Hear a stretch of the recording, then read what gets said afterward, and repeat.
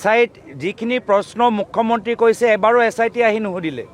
মুখ্যমন্ত্ৰীৰ বাবে গুৰুত্বপূৰ্ণ কিন্তু তেখেতৰ দ্বাৰা গঠিত SIT বাবে গুৰুত্বপূৰ্ণ নহয় SIT এইখিনি প্ৰশ্ন সোধা নাই তাৰমানে কি আৰু এই যোৱা 6 মাহৰ ভিতৰত SIT ৰিপৰ্ট লৈতো হিমন্ত বিশ্ব শৰ্মা ডাঙৰীয়া নিজে বহি আছে তেওঁ সম্পূৰ্ণ ফ্লপ হ'ল সময় পৰিৱৰ্তনৰ যাত্ৰা আমাৰ ছুপাৰ ডুপাৰ হিট সেইকাৰণে এতিয়া য'ত পাৰে আমাৰ যাত্ৰাক বাধা দিবলৈ চেষ্টা কৰিছে কিন্তু চাওক আমাৰ দলৰ ধৈৰ্য চাওক আমাৰ ৰাইজৰ মাজত জনপ্ৰিয়তা ৰাইজ আমাক আদৰিছে সেইটোৱে অনাগত দিনত আমাৰ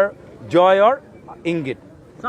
আমাৰ কংগ্ৰেছৰ সময় পৰিৱৰ্তনৰ যাত্ৰাৰ পৰা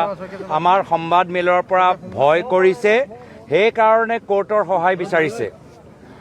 আমি ৰাজনীতিবিদ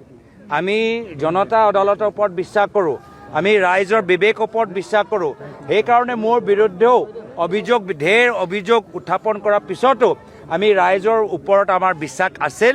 আৰু আমি জানো যে মুখ্যমন্ত্ৰীৰ ওচৰত কোনো তথ্য নাই সেইকাৰণে আমি কোৰ্টৰ আমাক সহায় নালাগে আমাৰ জনতাৰ বিবেক আৰু গোটেইখিনি কথা মুখ্যমন্ত্ৰী মুকলি কৰিলেই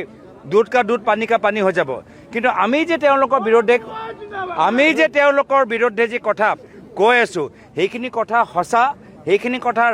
ৰাইজে আদৰিছে সেইকাৰণে আজিৰ দিনটোত মুখ্যমন্ত্ৰীয়ে কোৰ্টত পলাইছে আৰু এজন দুৰ্বল এজন ভয়াতুৰ মানুহে এনেকুৱা ধৰণৰ এই যে